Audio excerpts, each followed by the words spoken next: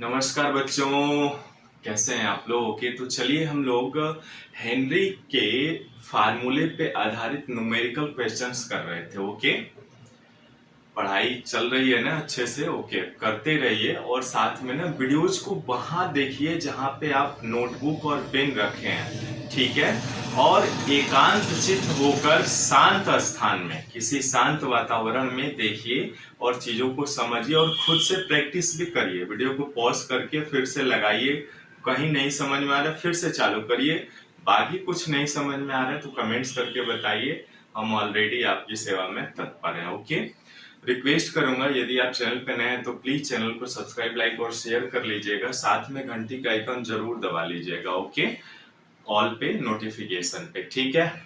तो चलिए, नोटबुक और पेन रख लिए है ना साथ में? चलिए, बहुत ही आसान क्वेश्चन है, बस थोड़ा सा कॉमन सेंस यूज करना है। जो पिछली कक्षाओं में आपने पढ़ा है ना, उसके भी कॉन्सेप्ट्स को यहाँ पे देखना है। देखिए क्वेश्चन क्या कह रहा है, 298 केल्विन टेम्परेचर क्या है? कितना है टेम्परेचर आपका? 298 केल्विन, ठीक है? पर CO2 गैस की जल में विलेयता, मतलब गैस इन लिक्विड है ना? यानी जल क्या है? विलायक है, और आपका विलेय क्या है? CO2 गैस है। में विलेयता के लिए हेनरी स्थिरांक हम लोग पढ़ चुके हैं। हेनरी स्थिरांक को केज से प्रदर्शित करते हैं। केज का मान कितना दिया है? 1.67 गुणे 10⁸ PA है, यानी PA को पढ़ते हैं पास्कल, ठीक है? 500 ml सोडा जल 2.5 ATM दाब पर एटमॉस्फेरिक प्रेशर पर बंद किया गया, तो बताइए 298 केल्विन ताप पर घुली हुई CO2 की मात्रा की गणना कीजिए। मतलब ये हुआ CO2 की मात्रा पूछ रहा है ना? तो देखिए इस क्वेश्चंस को हमें करना क्या है, जैसे भी किसी गैस इन लिक्विड में यदि मात्रा पूछता है आपसे, तो क्या क्या स्टेप फॉलो करने हैं? सबसे पहले स्टेप नंबर 1 क्या करेंगे बताइए? स्टेप नंबर 1 है आपका CO2 के मोल अंश निकालेंगे। क्या निकालेंगे बच्चों? मोल अंश, ठीक है? मोल अंश, जिसे आप मोल फ्रैक्शन कहते थे ना, x का मान। उसके बाद क्या करेंगे? दूसरे स्टेप में CO2 के मोलों की संख्या निकालेंगे। क्या निकालेंगे? CO2 के मोलों की संख्या। ये ध्यान दीजिएगा, बहुत कंफ्यूजन वाले हैं, शब्दों पर ध्यान दीजिए। मोल अंश CO2 का निकालना, उसके बाद CO2 के मोलों की संख्या को निकालना है हमें, ठीक है? इसके बाद थर्ड स्टेप में आप CO2 की मात्रा निकालेंगे, ठीक है? कॉन्सेप्ट क्लियर है? और इन्हीं 3 कॉन्सेप्ट को हम लेकर के चलेंगे, इनकी गणना करेंगे। मतलब सबसे पहले क्या किया आपने? मोल अंश निकाला, उसके बाद यानी उस विलयन में कितना उसका अंश है, उसके बाद उसके मोल कितने हैं, और उसके बाद CO2 की मात्रा की गणना करनी है, ठीक है? समझ में आ रहा है? ओके, तो चलिए सबसे पहले जो दिया है वो लिख लेते हैं। हमारे पास क्या क्या दिया है? देखिए टेम्परेचर कितना दिया है? 298 केल्विन, CO2 गैस की जल में विलेयता, हेनरी स्थिरांक यानी केज का मान दिया हुआ है हमारे पास 1.67 गुणे 10⁸ पास्कल। क्लियर दिख रहा है ना सबको? एक बार मैं देखता हूं, ठीक है? ओके, यहां पे हमें ये दे दिया। उसके बाद क्या रहा है? जल का आयतन भी दे दिया बच्चों, है ना? जल का यानी BH2O दे दिया है कितना? 500 ml, है ना? उसके बाद दाब भी दे दिया है, दाब प्रेशर बराबर दिया है 2.5 एटमॉस्फेरिक। उसके बाद कह रहा है CO2 की मात्रा की गणना करनी है, यानी हमें गणना क्या करना है? CO2 की मात्रा कितना होगा। तो हम सबसे पहले इन स्टेपों को निकालेंगे और कर लेंगे, ठीक है? अब देखिए यहाँ पे क्या है? हेनरी स्थिरांक यानी ये दाब का 1 यूनिट पास्कल में दिया है, और यहाँ पे एटमॉस्फेरिक में दिया हुआ है, दिया है ना? तो हम किसी भी एक यूनिट में कन्वर्ट कर लेते हैं, ठीक है? चूंकि P बराबर इतना दिया हुआ है, इतना एटीएम, तो हम जानते हैं कि 1 ATM यानी एटमॉस्फेरिक बराबर होता है क्या 101.325 गुणे 10⁻³ पास्कल। क्लियर है यहाँ तक कि आप जानते भी हैं, नहीं जानते हैं तो कहीं नोट कर लीजिएगा अपने जहां पे स्टडी टेबल पे पढ़ते हैं, ठीक है, या नोटबुक में। एक एटमॉस्फेरिक बराबर इतना होता है, ठीक है। तो हमें तो यहाँ पे 2.5 एटीएम का चेंज करना है ना। तो अब देखिए 1 किलो आलू का दाम कितना है, 10 रुपया है। तो 2.5 किलो आलू का दाम कितना होगा, मल्टीप्लाई कराएंगे ना 10 गुणे 2.5। वैसे ही यहाँ पर भी सिंपल करना है। क्या करना है, देखिए 2.5 गुणे 101.325 गुणे 10⁻³ पास्कल। क्लियर है, ओके। और मैं इसको थोड़ा सा आसान करता हूं। 2.5 गुणे, ये देखिए 1.2 अंक के इधर आएगा तो यहाँ 5 हो जाएगा, घात बढ़ जाएगा ना, 100 से मल्टीप्लाई कराएंगे तो 1.0135 गुणे 10⁵ पास्कल। ठीक है, इतना हो गया। अब क्या कर सकते हैं हम, 2.5 से मल्टीप्लाई कराएंगे 2.5 गुणे, इसको हम लिख सकते हैं 1.01 गुणे 10⁵ बाकी का मैंने छोड़ दिया, ठीक है, इग्नोर मार दिया।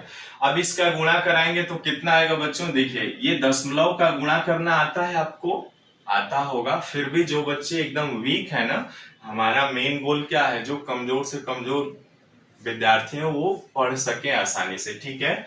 तो चलिए इसको हम गुणा करके आपको देखते हैं। 1.01 गुणे 2.5 गुणा करा दीजिए, कितना आएगा, 5 एकम 5, 5 शून्य 0, 5 एकम 5, ठीक है, 2 एकम 2, 2 शून्य 0, 2 एकम 2, 5 2 5 2। दशमलव कितने अंक के बाद लगेगा बच्चों, 3 अंक के बाद लग जाएगा ना। देखिए 2 और 1 3, यानी ये गुणा आप कराएंगे तो 2.525 गुणे 10⁵ पास्कल। ठीक है, इतना आ गया। अब हम आसानी से जानते हैं क्या, देखिए हम जानते हैं कि P बराबर, हेनरी के फार्मूला से P बराबर क्या होता है, KHx। P दाब है, KH हेनरी स्थिरांक है, X मोल अंश है। तो किसका मोल अंश निकालेंगे, गैस इन लिक्विड का, CO2 का। तो XCO2 इज इक्वल टू क्या हो जाएगा, P/KH होगा बच्चों। ठीक है, P बराबर कितना दिया हुआ है, अभी आपने निकाला इतना, है ना, 2.525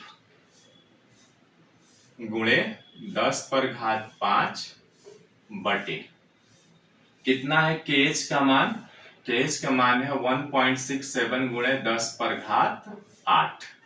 ठीक है बच्चों, पास्कल में है, ये भी पास्कल में है। ये कैंसिल, ये कैंसिल, ये कट जाएगा, यहाँ 3 बच जाएगा। ठीक है बच्चों, अब यहाँ पे क्या करेंगे हम, सिंपल आपको करना है, मोल अंश CO2 के मोल अंश बराबर हो जाएगा 2.525 बटे 1.67 गुणे 10⁻3। ठीक है बच्चों, अब यहाँ पे मैं क्या करता हूं, सिंपल आपको कुछ नहीं करना है, ठीक है। ऊपर 3 अंक है दशमलव, ठीक है, और नीचे 2 है ना। तो मैं ऊपर का आपका क्या करता हूं, इसका देखिए 2.525, इसका दशमलव हटाता हूं, है ना, 1.67 गुणे 1000। ठीक है बच्चों, दशमलव हट जाएगा, यानी 2.525 बटे ये 167, 3 तो 0 बढ़ेगा, 2 अंक के बाद दशमलव लगाएंगे, हट जाएगा। ठीक है, यानी मिला हमें क्या, 2.525 बटे 1670। ठीक है बच्चों, अब यहाँ पे देखिए 5 से कट जाएगा ना, ये देखिए 5 25, ठीक है, 5 बार में कट जाएगा, यानी ये 5 25 हो जाएगा। उसके बाद 2 में भाग जाए, 0 बढ़ाएंगे, 25 5 25, 505, और ये कट दिया, 5 3 15, 1 17, 5 3 15, 2 बचा 20, 5 चौको 20। 3 अंक के बाद दशमलव है, 0.505 बटे 334।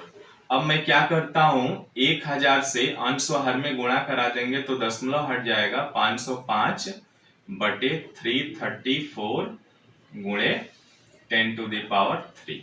ठीक है। अब भाग देंगे तो कितना आएगा बच्चों, भाग दीजिए तो, यानी 334 से भाग देंगे 505 में, कितने बार जाएगा, एक बार जाएगा 334, ये 5 में से 4 जाएगा 1, यहाँ 10 में से 3 जाएगा 7 और 4 में से 3 जाएगा 1, इतना बचा 171, दशमलव बढ़ाएंगे ये हो जाएगा 1710। ठीक है बच्चों।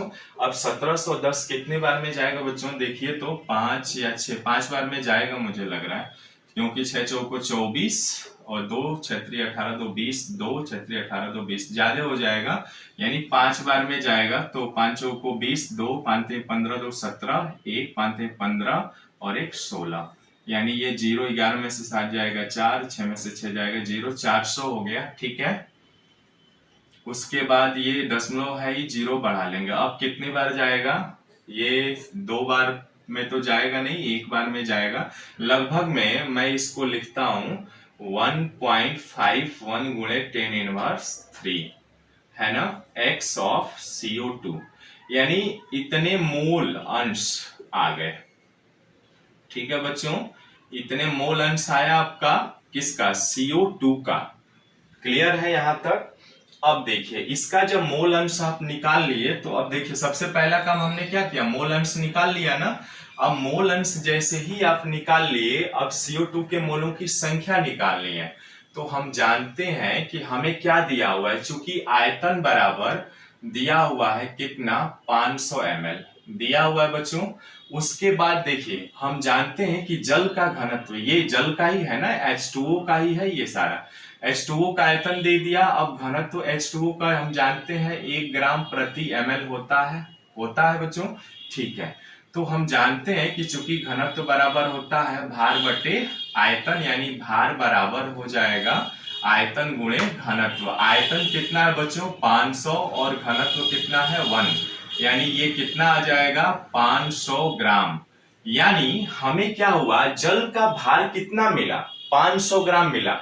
अब यहाँ पे एक ट्रिक समझिएगा, यदि ऐसे प्रश्नों में मिले ना, यदि V बराबर 500 है, जल का आयतन इतना है, तो जल का भार कितना होगा, ग्राम में हो जाएगा। यदि मान लीजिए यहाँ 1000 ml होता तो 1000 ग्राम होता, यदि 2000 ml होता तो 2000 ग्राम होता। ठीक है, ये थोड़ा परीक्षा में टाइम सेविंग के लिए काम आएगा। ठीक है, चलिए अब यहाँ पे जैसे आपने हल कर लिया, अब चूंकि हम जानते हैं कि जल के मोलों की संख्या, यानी जल के मोलों की संख्या बराबर होता है क्या, जल का भार बटे अणुभार, यानी 500, और जल का अणुभार कितना होता है 18। ये तो आप जानते हैं, H2O का निकालेंगे तो 2 गुणे 1 प्लस ऑक्सीजन 16, यानी 18 आ जाएगा। ठीक है बच्चों, ओके, यानी जल के मोलों की संख्या आपने निकाल लिया।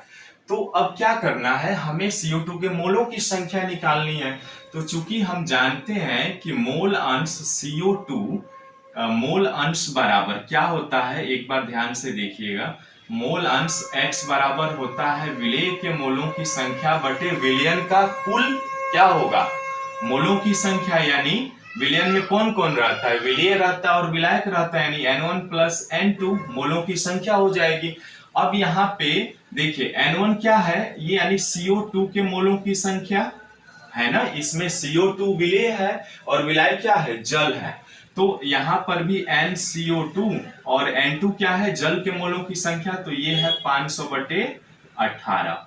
अब देखिए मोल अंश का मान आपने निकाला हुआ है, कितना है 1.51 गुणे 10⁻³ है ना। अब देखिए यहाँ पे ये जो है CO2 के मोलों की संख्या जल की तुलना में काफी कम होगा ना, तो इसको हम इग्नोर कर सकते हैं, यानी नगण्य कर सकते हैं।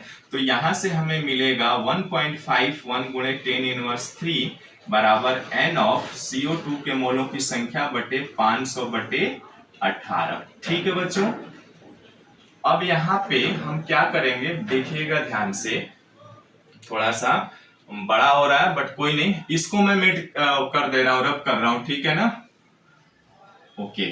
अब आइए यहाँ पे हम एक लाइन और बढ़ा सकते हैं, क्या 1.51 गुणे 10 पर घात -3 बराबर, ये 18 ऊपर चला जाएगा, N ऑफ CO2 गुणे 18 बटे 500, है ना।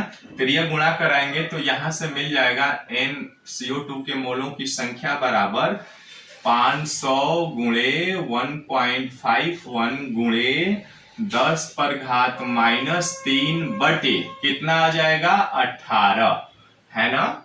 अब ये आपका आसान हो गया थोड़ा सा, तो ऊपर गुणा भाग कर करके ला लीजिए कितना आएगा इसका। चलिए गुणा करते हैं, गुणा करेंगे, टाइम सेविंग के लिए मैंने करके रखा है, आप कर लीजिएगा। ये CO2 के मोलों की संख्या आएगी कितना NCO2, इसका कैलकुलेशन करेंगे ना तो 0.042 आएगा, है ना। इसका करेंगे आप तो ये आएगा 0.042 मोल किसका NCO2 का, ठीक है। कैलकुलेशन करेंगे, बस गुणा कर दीजिए, 18 से भाग दीजिए, आ जाएगा सिंपल, ठीक है। कर लीजिएगा या करके बताऊं, कमेंट्स में बताइए, जैसा कर लीजिएगा, ठीक है, थोड़ा टाइम बच जाएगा। अब यहाँ पे जैसे ही आपने NCO2 के मोलों की संख्या निकाल लिए तो अब हमारा काम आसान हो गया, लेकिन हमसे पूछा है कि CO2 की मात्रा बताइए, मोल नहीं। तो हम जानते हैं कि CO2 की मात्रा कैसे निकालेंगे, चूंकि हम जानते हैं कि 1 मोल CO2 में कितना ग्राम CO2 होता है, 44 ग्राम होता है ना। कैसे निकाला मैंने, कार्बन 6C12 और ऑक्सीजन 16 होता है, 16 दूना 32, जोड़ेंगे कितना आएगा 34 आएगा ना, ठीक है। 1 मोल CO2 में 44 ग्राम होता है और इनके अणुओं की संख्या कितनी होती है 6.023 गुणे 10⁻23 मॉलिक्यूल्स, ठीक है, इतना होता है। तो चूंकि हम जानते हैं इतना 0.042 मोल में CO2 की मात्रा बराबर कितना हो जाएगा बच्चों, इतना हो जाएगा, इतना है 44, यानी 44 गुणे 0.042, तो ये करेंगे ना तो ये आएगा आपका, गुणा भाग करेंगे तो 1.85 ग्राम आएगा, ठीक है। ये आएगा आपका 1.85 ग्राम, यही आपका आंसर हो जाएगा, ठीक है। कुछ नहीं करना है, ठीक है, एक बार स्क्रीनशॉट ले लीजिए, फिर से दोबारा से समझा देता हूं, ठीक है। नोट कर लिया होगा आपने। चलिए, हमने कुछ नहीं किया, करना क्या है, जो चीजें दिया हुआ है ना उसी को लिखा हमने। और हम जानते हैं कि CO2 की मात्रा निकालने के लिए हमें सबसे पहले क्या चाहिए, CO2 के मोल अंशों को गणना करना होगा। उसके बाद जैसे ही मोल अंश आप कैलकुलेशन कर लेंगे, CO2 के मोलों की संख्या को निकालेंगे, और जैसे ही CO2 के मोलों की संख्या मिल जाएगी तो हम जानते हैं इस फार्मूला पे रख करके उसकी मात्रा निकाल सकते हैं, ठीक है। आशा करते हैं समझ में आया होगा। ओके, कमेंट्स करके बताइएगा, कुछ सीखने को मिला तो प्लीज चैनल को सब्सक्राइब, लाइक और शेयर करिएगा। मिलते हैं फिर नेक्स्ट वीडियो में एक नए कॉन्सेप्ट के साथ।